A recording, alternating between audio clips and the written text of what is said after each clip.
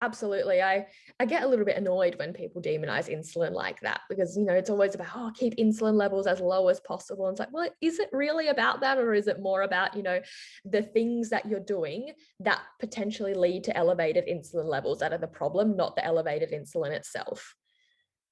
Let's jump into that because I think that's an important point, right? Because I feel you'd know this better than anyone. Social media is a place where something goes on. I feel like people just want something to blame. They just want something. Like we want an Yeah. easy answer when it comes to nutrition. That's why when someone says, go eat just liver and eggs or whatever, and whatever it is, like it's like, okay, if I Healing. do that, then yeah, then all these problems will go away. And I think insulin, because it's so misunderstood, and people don't really get it, it's like an easy thing to just be like, oh yeah, it's insulin's fault. Oh yeah, all of this is Yeah. insulin's fault. Yeah. What is it? What would you say? Is it really insulin in your opinion that's causing, say, issues? Or is it, like you said, is it maybe it's these other factors with your diet and you might be eating other things that cause these rapid ups and downs? What's your thoughts on it? People demonize insulin again because they want something to demonize, like we talked about. They want, an answer. This is the problem. It's not what I'm doing. It's, these, I don't know. And people use really sciencey, fancy words, which, Oh, they do. make them sound like they know what they're talking about when they probably have no idea. Um, but yeah, I definitely think from my experience, from my knowledge, that it's the things that we're doing that lead to elevated insulin levels. That is, the thing that needs to be addressed and the issue, not the elevated insulin itself. And I use the example of when I'm sitting on a plane for like 20 hours flying somewhere, which I haven't done in a very long time. But when I do, I just need way more insulin than usual for, the meals that I'm eating and just sitting there and not even eating because I'm sitting, like I'm just completely sedentary for like 20 hours.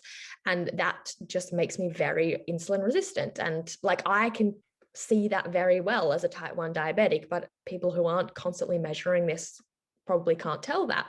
But in a world where the majority of people are very sedentary, they're probably eating diets very rich in like highly processed refined foods, high in like saturated fat and refined carbs, which contribute to insulin resistant. They're stressed all the time, they've probably got a lack of sleep, like all of these things which are contributing to insulin resistance, which then leads to your body having to create excess insulin to combat that.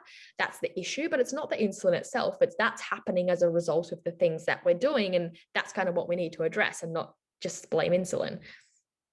Yeah, I think and I find that whenever you take any of these things that people blame, whether it's insulin, whether it's any other macronutrient, any other micronutrient, when you take those steps back and you go, okay, let's just figure out what's going on here. Let's see what the background noise is.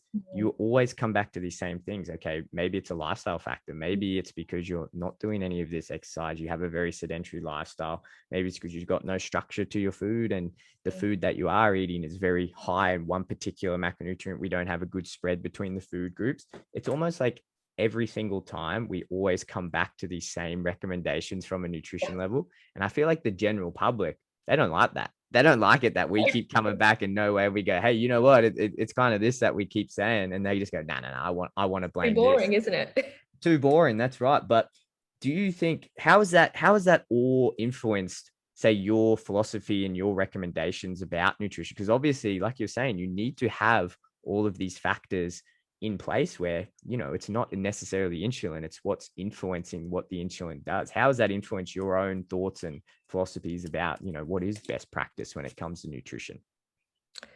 Yeah, I think like for me, it just always comes down to like looking at how you can best take care of yourself in like multiple different ways, which can be through like doing and eating the things that make you feel good, which usually also translate to better health. So, like eating a diet that's well balanced, rich in whole foods, rich in fruit and veggies, like that makes you feel good. And that's also really good for you. But doing it in a way that allows you to also like enjoy what you're doing and have a healthy relationship with food. Like, for example, learning how to make those foods taste good, learning how to make it fit into your lifestyle, finding like forms of exercise that you enjoy and you can look forward to doing and you can have fun around, and like making it something that doesn't feel like, oh, I'm constantly having to watch my diet and do this and do that, but becomes part of, you know, who you are as a person because you enjoy doing it. And yeah, it's like a lifestyle rather than just this is a prescriptive meal plan or something like that. Yeah, it's always funny in nutrition, hey, because yes, it's a pretty complex science, but if you want to narrow it down and boil it down and distill it, I think we've pretty much got 90%. Maybe if we go Yeah, down, say, the I fully epigenetic, agree. yeah, if we go down the epigenetic pathway, nutrigenomics, and we go through all of that and DNA, yeah, you know, there's a lot we could probably still learn there. But if you're looking and you're thinking, hey, I just want to be my healthiest self, I think most people who are pretty well educated in physiology, biochemistry, you know, all these other things, we all kind of have the same recommendations, right? And it's all these other things that just cloud it. Why are people so attracted to just not following these things? Yeah, it's really strange, isn't it? And people are almost always looking for somebody who's saying something different to everyone else and think, oh wow, I found it now. When like if we really think about it, if everyone's saying the same thing and then there's a few, you know, quacks on social media saying something totally different, like why are we thinking that they might have it figured out when it's against what everyone else is saying? Yeah, it's 100%. It must drive you insane. Like we were talking about earlier, the insulin theory. When you hear, I think, is it Dr. Jason Fung? Is he the guy that Oh, does a lot of I the don't even. insulin? Yeah, and That Mark Hyman is another one of those. Yeah, they must drive you absolutely insane because you see it, right? Like you understand that it's such a complex thing, but it's not exactly insulin that's, you know, doing the issue. It's everything else. Yeah, absolutely. Yeah. And especially I find it really frustrating because in the work that I do, like I work mostly with people around like disordered eating. So like seeing that the effect all of this stuff on social media and, you know, especially this nutrition extremism, this like black and white demonizing foods, like, you know, putting so much emphasis on like everything has to be perfect and this all has to be eliminated and you can't do that and you can't do that. Like the effect that this has on people, like not just their physical but their mental health and their whole like well-being and you know lives, like it's really sad. Can we touch on that, Nina? Because I know you said this before, is that when you're talking about your dosing your insulin or getting it, it's not just the food that influences that. It's not just the food that, okay, it's a straight equation, this much food, we need this much insulin, because you said there's so many other factors. And one of the other ones is stress. And stress is such a big thing, right? And I think chronic low grade stress is one of the worst things and most common things that people don't appreciate.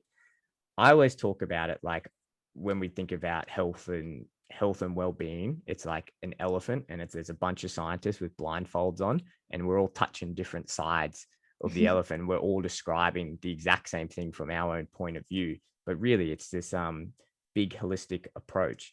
How does it all tie in, or how much effect does, say, stress and all these other things, like if you're constantly seeing all this misinformation and that's, like you said, it's affecting your mental health? How is Mm. that going to play a role in, say, how you're managing things like your type 1 diabetes? Well, like stress, it has such a huge impact. Like we all know how like bad stress is for us essentially, but like, you know, on things like as a diabetic, like it makes my blood sugars harder to manage, definitely, but it also has so many other impacts, like for example on our digestion. Like stress has, you know, the biggest impact on our digestion. I see, you know, people come to me with digestive issues when you can clearly see a lot of these are just from all the stress and anxiety they have around food. And of course, the answer that people are looking for is always, okay, elimination of foods and you can't eat this and you can't eat that, when sometimes it's actually as simple as working on creating a more healthy and relaxed relationship around food and reducing some of that stress. And like 90% of the digestive symptoms significantly improve as a result of that. It can impact our sleep, it can impact our hormones, it can impact our relationships. Like stress has such a huge effect on us. And I've been thinking about this a lot because I used to be in a place where I was like in pursuit of the perfect diet. I was always looking for like, what is the perfect way to eat for like my health, for my blood sugars or whatever. Like I wanted to get it perfect, and nothing could like go on my plate that wasn't in my eyes like perfect. And like over the years, I've found to realize that okay, like maybe there is this ideal way to eat, but if it's taking away value, like in your life in other ways, like for example, it means you can't enjoy a meal with friends, or you can't, have the occasional treat that you just really enjoy, like, I don't know, some chocolate after dinner, or going out with friends, or whatever that is. If it doesn't allow you to do those things, is it really the healthiest way to eat? Or is the healthiest way to eat maybe one that is, yeah, maybe 80% of the time it is, healthy, but then the other 20% of the time it is like healthy for your mind. So it allows you to socialize, it allows you to just eat things that you really enjoy and that make you happy and that allow you to be more relaxed and that allow you to stress less and not feel like you're failing when you're maybe not following up those standards that you've set in your mind. So I think it really is about that balance. Like balance is such a overused word these days, but like it really is about that. Did you find that in your own journey as you were going through and as you were, say, recovering from that eating disorder and you were working through all of this, and as you were improving your relationship with food, did you find it easier to manage your type 1 diabetes? Look, I'm not gonna lie, it is like a daily sort of a battle, not a battle as such, but some days are hard, some days are better, some days things just go wrong.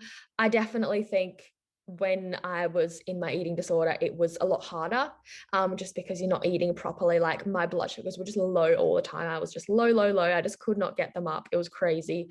Um, then in hospital was a terrible experience because you're actually, due to the protocols hospitals have, you're not allowed to manage your own diabetes. The nursing staff has to do that for you. So like it was very like, I don't even know the word for it, like having like no more autonomy over like how you manage your body, because now it's given to someone else. And like, eating, for example, was already a struggle. And then before every meal, I had to go and find two nurses who could like double sign that I was allowed to give myself insulin for the food I was about to eat. Like it was just like such a nightmare. And now like I've definitely found that having a bit more of a relaxed approach around food, not being so like, not just seeing it so black and white. And I really used to associate like any higher levels, especially like if my blood sugar maybe spiked a little bit or went a bit higher than I wanted it to go, I would straight away blame myself and blame the food. So like, must have been the meal, I ate too much, I am greedy, I am a failure, whatever, like these types of thinking. And that just led to so much stress, so much like self-hatred.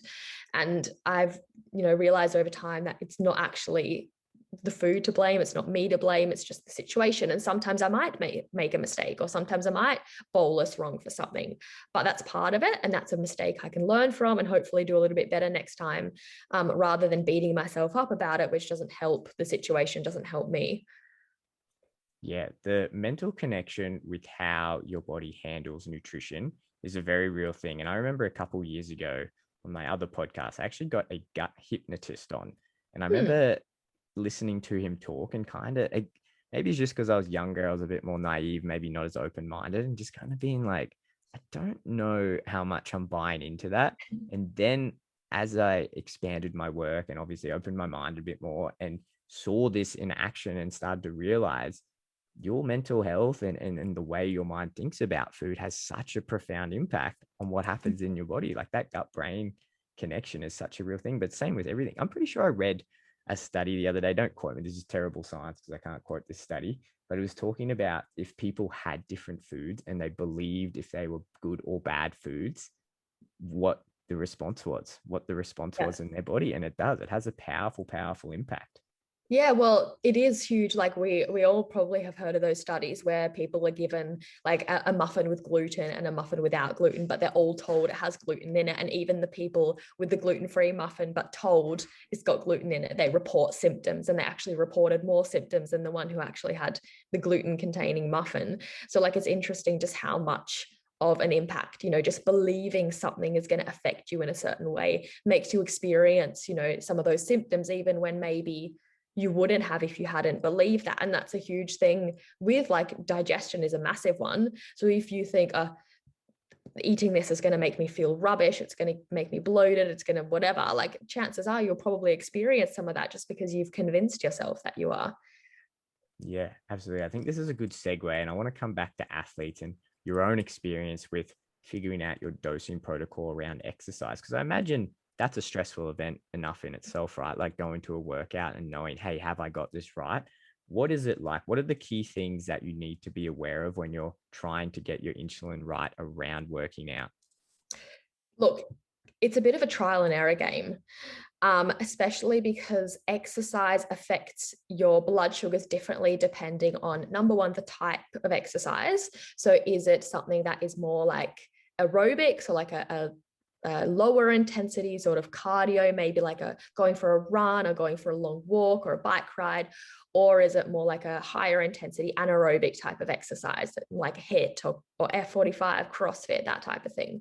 So that definitely has an impact. So higher intensity training, even weightlifting, it generally increases blood sugar levels because of the adrenaline and cortisol released, and or just keeps them the same, versus like that aerobic exercise generally decreases blood sugar levels. So that's definitely something to keep in mind, as well as the duration of exercise, the time of the day. So I find if I am exercising in the morning, the exercise has a much less effect on my blood sugar levels than if I'm exercising at the end of the day. And I think that's just because I've been active the whole day, walking around and doing stuff and having insulin on board, eating whatever. And then also the food and the insulin that you have had on board, like eaten before. So have you had a meal? Have you had insulin for that meal? Have you, eaten a certain amount of carbs, whatever? Like these are all things that you have to consider. So as a diabetic, like the thing that I'm the biggest fan of is just routine. So trying to like do similar things, not exactly the same, but similar things most days, especially around training, because if you throw, extra variables into there, it's going to be much harder. It's always much harder. So like trying to stick to a same routine with training is really helpful. It's hard with CrossFit because you always I was about to say, I was going to like, say, how does that work with CrossFit? Don't you it guys literally rock up doesn't. everything and It it's like a literally new doesn't. workout? But like I feel like I'm totally winging it all the time. And sometimes I get it completely wrong and I have a hypo or I have a massive spike. And that's okay. Like that's part of it, just part of it. But I do my best. And, things like, looking at your blood sugar levels coming into the exercise. Mm-hmm. So we usually have like an aim of where we like blood sugars to sit to prevent going low during that exercise. And then for me, the biggest thing is not having too much insulin on board whilst I'm exercising. So if let's say I have a pre-workout snack before I go to my, 6:30 p.m. training session, and I decide to have, say I wanted to have a hot cross bun before that would be pretty tricky if I needed to give myself insulin for that, because I might be sitting good before I go into the session, but then when I start moving, that insulin suddenly is way more effective and my blood sugar just takes a crash. So I just need to consider things like that. So for example, if I'm having a pre-training snack and I know I'll be exercising afterwards, I'll have to reduce the bolus amount quite significantly. Also, I might have to reduce my basal rate like before and during the exercise, also after the exercise to prevent hypos during the night.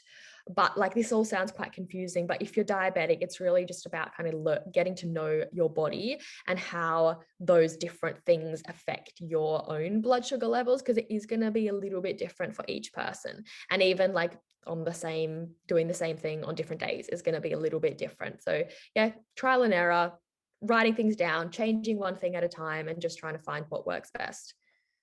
This is a good point, I think, is worth highlighting as well. And you're talking about getting your pre-training snacks in. And again, if we're talking about like popular science and what people see on social media, carbs get demonized a lot. And you would see it all the time, especially in the CrossFit world. Like carbs get demonized, even though they're the main fuel source for most activity, unless you are doing, say, like longer, lower endurance activity. And coming from someone who does a lot of endurance activity, if you're running up a hill, you need carbs. And if you're on like a trail, or if I don't know, live in most cities, you're going to have to use carbs sometime. So even for those type of workouts, carbs are really important. Has having type 1 diabetes, has that made that much more obvious to you how important these things are for fueling the exercise properly?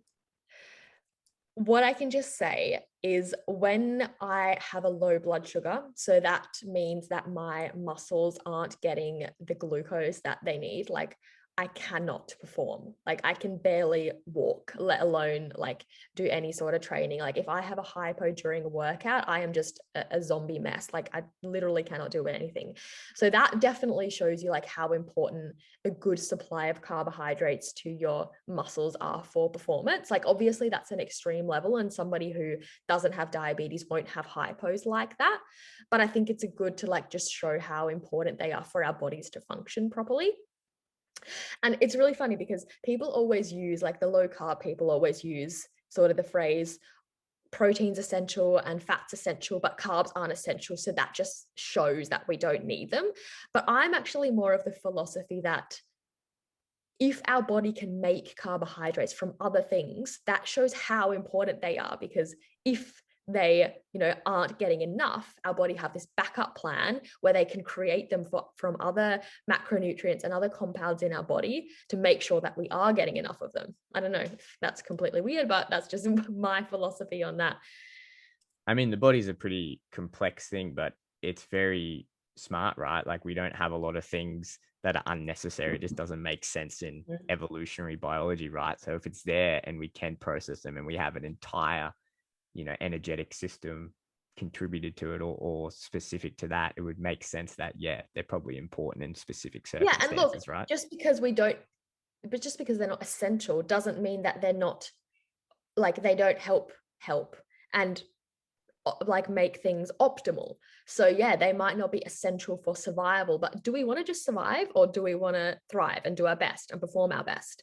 And if that's the goal, like we know from eating, if you were eating very low carb and just trying to live off, fats and protein, your body actually can't convert those nutrients into energy fast enough to maintain those really high intensities. You'd probably be fine, going for walks and going for runs and doing long distance sort of stuff if your body's adapted to using those as a fuel source.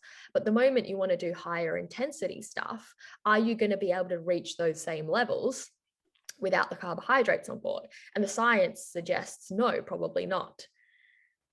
Have you had many clients come through, Nina, that say, even if they are type 1 diabetic or even not, and they want to follow, say, things that are low carb, say the carnivore diet or a primal diet or a ketogenic or Atkins or whatever it is? Do you find that a lot? No, I actually honestly have never had clients who have wanted to. I've definitely had clients who are under eating carbs and who have kind of a fear around carbs. And it's often quite active people. Yeah, or like, feeling like they can't eat carbs more than once a day. So like say if they have them at lunch, they can't have them again at dinner, and like rules around carbs and amounts and foods and things like that for sure. But luckily I've never had anyone who wants to follow a carnivore or anything crazy like that. Yeah. Yeah. Very lucky because again, I don't know, we don't need to go into the semantics of it, but I do want to touch on your own diet, Nina, and you do follow a plant-based diet. What made you go for that? Obviously, you've gone through a lot with nutrition and understanding nutrition for you, but you've probably been gone through so much more to dial in your own nutrition and know your body better than what most people would go through in their entire lifetime. So what was it that made you decide, yeah, you know what, I think having a plant-based diet is going to be best for me and my body? Yeah, so I think because I'm a nutritionist and because of my history and everything, most people assume it was a health related decision, but it actually completely wasn't. It was a completely ethical decision. So when I was 6 years old, I mean, not six, in grade six, I decided I want to go vegetarian because I just, kind of made that connection, this meat is animals and I don't want to eat animals. And I decided that that was that.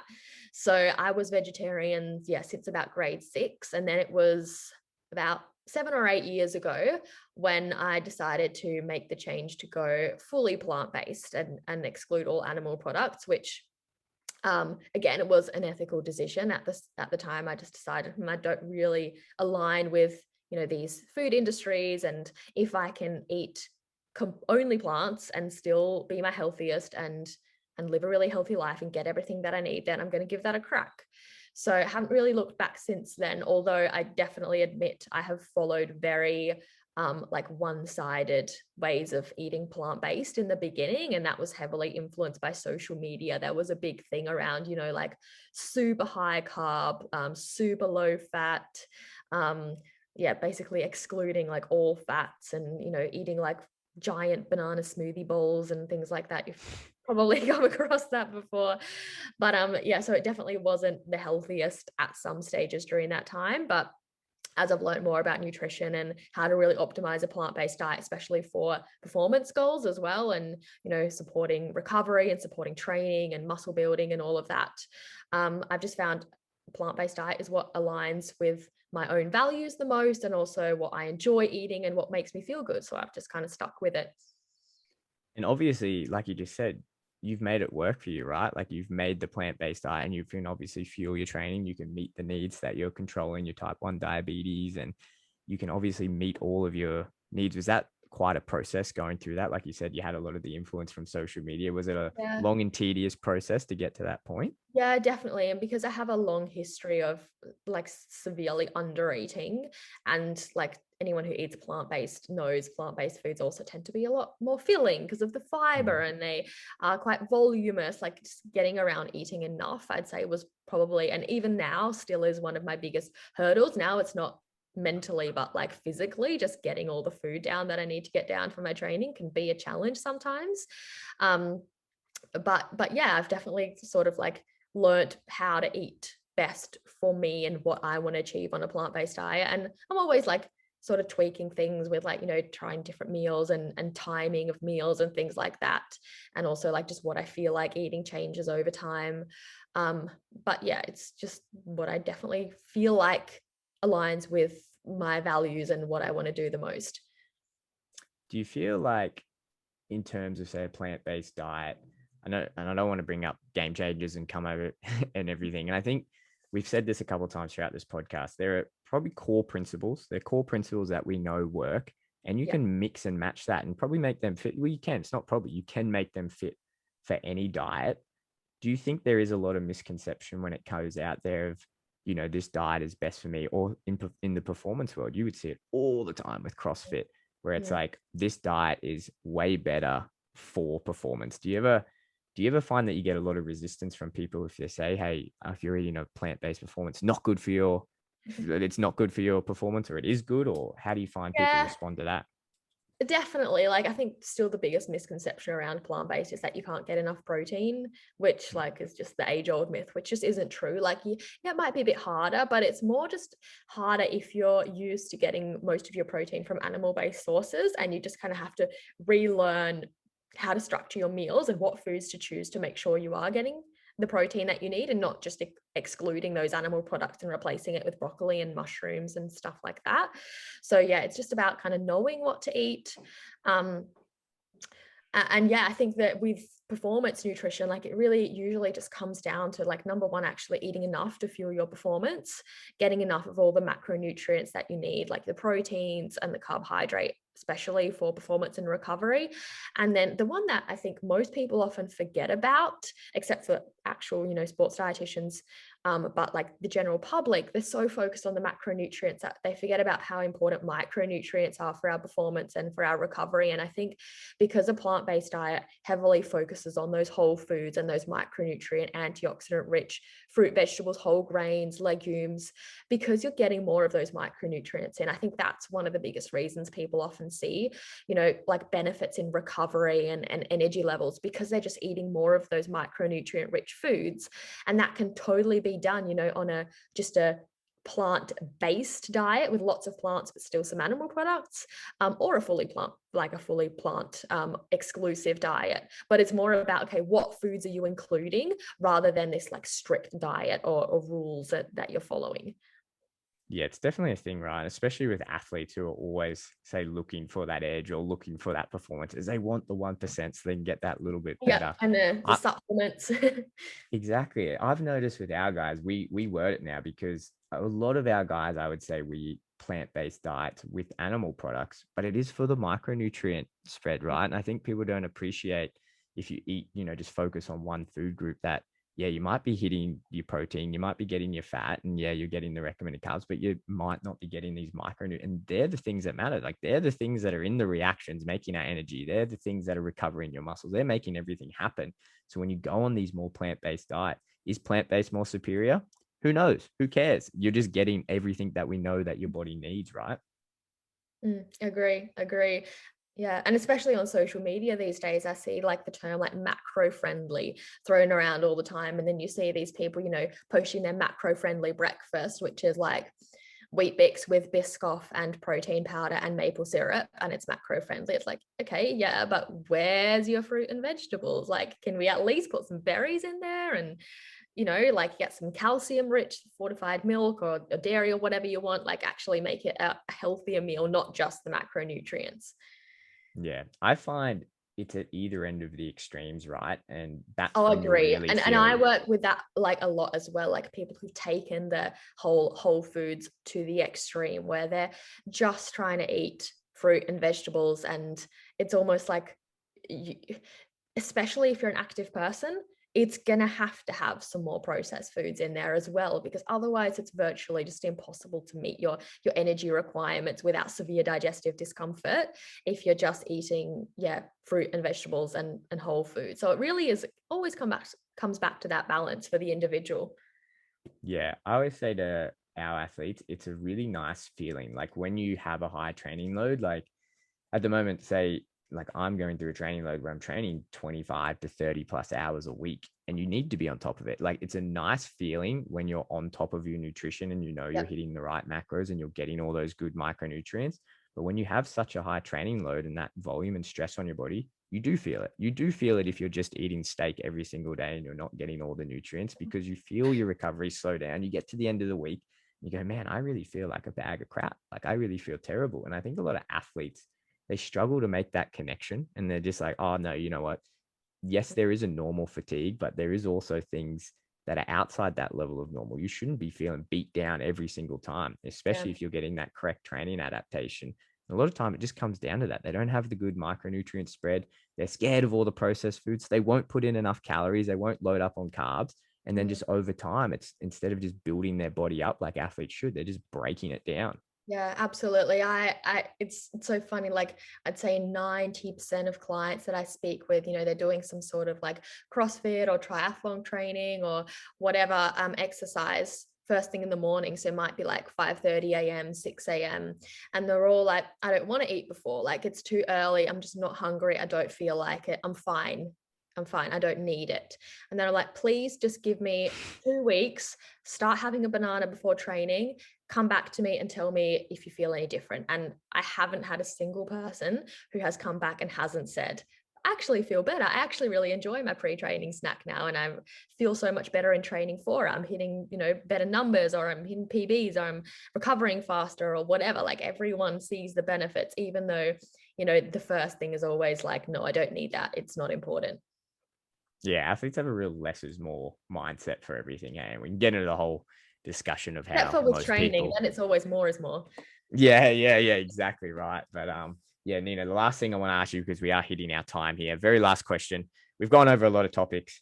Nutrition is, like I keep saying, it can be very complex, but it can also be very simple if you know where to look and you know the right people to follow. So what would be your advice for someone who's trying to navigate all of the information that exists in the nutrition world? What would be your advice? Where do they look to get good info? What do they do? How do they go about it?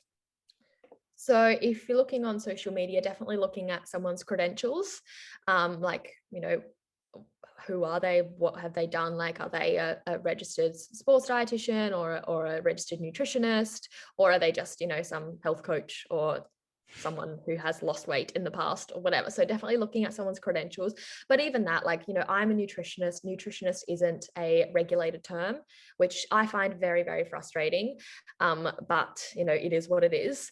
I think other things that you can look for is like if they are actually saying things which align with what other professionals in that space are saying, or is it something that is completely different and new? Because that is a red flag. If someone is saying things that no one else is saying, then it's pretty certain that it's probably not exactly evidence-based, because evidence-based is what it says. It's what the majority of evidence is saying and shows us. It's not just what some random mice study has shown to back up this claim that they've made. So that's definitely some big things to look out for.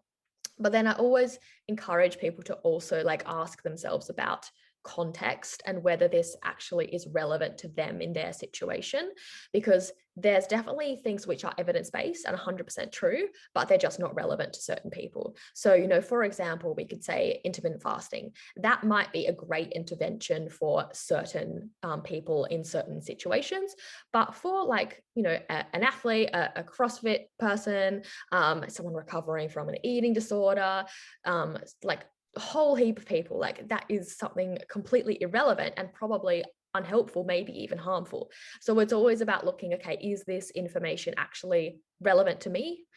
Is it going to be helpful for me? And if it's not, then kindly scroll past and disregard. Yeah, all excellent points. I always think that yes, scientific breakthroughs do happen. And when big scientific breakthroughs happen, they can seem a bit weird, like penicillin, if you think of that, would have been very weird at the time.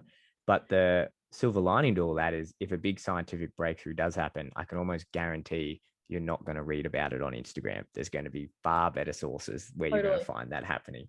But Nina, that's a great episode. We covered so much. Thank you so much for taking the time. I know we're running a little bit over, but if people listen to this and they go, holy smokes, I need to work with Nina, I need to chat to her, I've got more questions that I want to ask her, I want to book in for a consultation, how can people get in contact with you? Great. Thanks so much for having me. It's been a great conversation.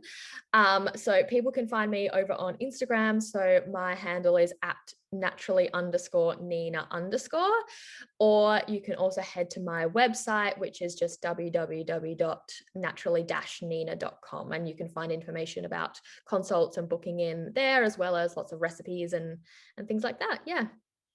Awesome. Well, thanks so much, Nina. I'm sure I'm going to get 100 questions after this. I might have to get you back on and we'll do a live Q&A to go through them. Would love that. All right. Have a good one. Thanks.